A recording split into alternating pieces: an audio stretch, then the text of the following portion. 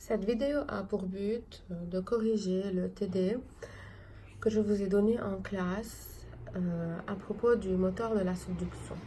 Donc le but était de calculer la hauteur de la lithosphère, donc l'épaisseur, l'âge et les différentes densités afin d'essayer d'expliquer qu'est-ce qui provoque la subduction de la lithosphère océanique dans la sténosphère. Alors, première question pour commencer, on vous demande de calculer la hauteur de la lithosphère océanique au seuil de rupture. Et donc pour cela, vous prenez votre document, page 173, le document 5. Dans ce document, on vous donne une égalité qui dit que la masse de la lithosphère elle est égale à la masse de la sténosphère quand ces deux sont en équilibre l'une sur l'autre. Donc pour que cet équilibre soit brisé, il faut que la masse de la lithosphère dépasse celle de la sténosphère. Donc, on va faire les calculs à partir de l'égalité. Et donc, bien sûr, cette hauteur, pour qu'il y ait une subduction, devra être supérieure à la hauteur qu'on va retrouver. Donc, vous avez la masse de la lithosphère égale à la masse de la sténosphère d'après le document. Et donc, la masse, on vous le dit, c'est égal à la hauteur multipliée par la densité. La lithosphère est formée de la croûte plus le manteau lithosphérique. Donc, on peut remplacer la masse de la lithosphère par la hauteur de la croûte océanique multipliée par sa densité et la hauteur du manteau lithosphérique multiplié par sa hauteur qui est égale à h moins la hauteur de la croûte océanique d'après le document. Donc tout cela sera égal à la hauteur multipliée par la densité de la sténosphère. Donc on développe et on factorise tout ça. Désolée.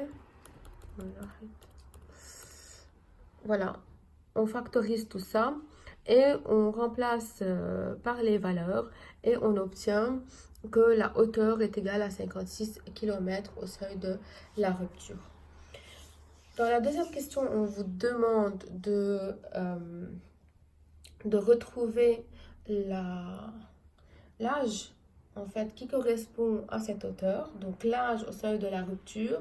Et à partir du document 2, page 172, vous retrouvez une formule qui dit que la hauteur est égale à 9,2 racine de l'âge de t. Et donc ensuite vous relevez tout au carré et donc ça vous donne t égale la hauteur divisé par 9,2 au carré, ça c'est 1 au carré, égale 37 millions d'années.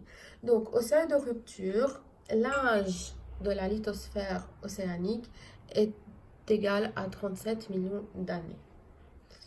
Or, vous savez quoi? Vous savez que cette lithosphère océanique peut avoir un âge de 200 millions d'années. Ça veut dire quoi? Ça veut dire que il y a un retard dans la subduction de la lithosphère océanique. Ce retard peut être dû au fait qu'il y ait des flotteurs de part et d'autre de cette lithosphère océanique.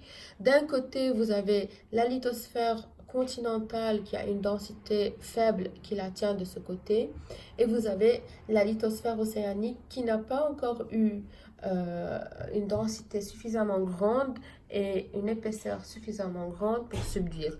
Donc même si au centre ici vous avez une densité ou bien une hauteur et un âge suffisamment grand, ce centre il est tenu de deux côtés par des espèces de flotteurs qui vont faire que la lithosphère ne va pas subduire à 37 millions d'années, mais beaucoup plus tard.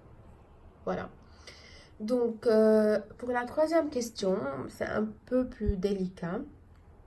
On vous demande de calculer différentes densités que vous avez ici sur le schéma, donc de D2 à D6. Et donc, on va utiliser la même égalité qu'on vous a donnée dans le document 5, page 173 de votre livre. Vous avez la masse qui est égale à la hauteur par la densité. Et donc, la masse de la lithosphère océanique est égale à la masse de la croûte océanique plus la masse du manteau lithosphérique, parce que la lithosphère est formée par la croûte plus la partie supérieure du manteau supérieur jusqu'à la LVZ. Et donc, vous remplacez la masse par H multiplié par D et vous trouvez que au point 2, la hauteur au point 2 multiplié par la densité au point 2 sera égale à la hauteur de la croûte océanique multipliée par sa densité plus la hauteur de la lithosphère du manteau lithosphérique au point 2 multiplié par la densité de ce manteau lithosphérique. Et donc, à partir de ce que vous avez ici et les profondeurs, si vous voulez, les hauteurs que vous avez là, et à partir de ce que vous savez, vous pouvez retrouver que la hauteur ici au point 2 égale à 40 km. Vous retrouvez que la hauteur de la croûte océanique, elle est de 7 km en moyenne, c'est ce qu'on avait vu auparavant. Ou bien vous utilisez 6 km qui est là. La densité de la croûte océanique en moyenne, elle est égale à 3 d'après ce document. La hauteur du manteau lithosphérique pour un âge de 6 millions d'années, donc ça sera H2 qui est égal à 40 moins la hauteur de la croûte océanique que vous avez ici qui est égale à 7, donc ça vous fait 33 km. Et enfin, la densité du manteau lithosphérique, vous la retrouvez ici, elle est égale à 3,3. Donc vous remplacez toutes ces valeurs et vous allez retrouver que D2 est égal à 3,2475. Vous faites la même chose pour D3, 3,253, D4, D5 et D6. Voilà.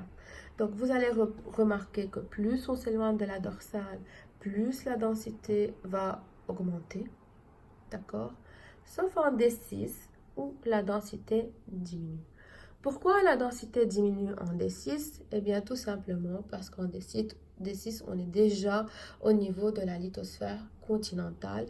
Et nous, on sait très bien qu'au niveau de la lithosphère continentale, nous avons une densité qui est inférieure à celle de la lithosphère océanique. Et donc, à partir de tout cela, on peut conclure que la lithosphère océanique va avoir une densité qui augmente au fur et à mesure qu'elle s'éloigne de la dorsale, jusqu'à un certain moment où cette densité devient beaucoup trop élevée, ce qui va briser l'équilibre entre la lithosphère et la sténosphère, et la lithosphère va entrer en subduction. Même si cela avec un petit retard parce qu'elle est tenue par deux flotteurs de part et d'autre, mais quand même elle va finir par subduire. Alors, pour la dernière question, donc on vous donne ce tableau qui est là, d'accord, avec les différentes densités des différents gabbros. On a travaillé sur les métagabbros en classe. Vous savez que ce sont des roches métamorphiques du gabbro. Et les clogites, bien sûr, on vous donne ici leur densité. Et en fait, on vous dit de prouver et de montrer comment ces densités de ces différentes roches, elle va venir confirmer ce qu'on venait de dire tout à l'heure. Eh bien, tout simplement, ces métagabbros, schiste vert, schiste bleu et clogite ont des densités de plus en plus élevées. Et on sait qu'ils sont obtenus à partir du gabbro. On sait que les clogites se forment à des profondeurs plus grandes que les métagabbros schiste vert. Et donc, à partir de cela, on peut dire que cette augmentation des densités des roches de la lithosphère océanique et la formation de ces métagabbros par métamorphisme du gabbro va entretenir en fait la subduction une fois qu'elle est déclenchée. Voilà, ça c'est pour le TD.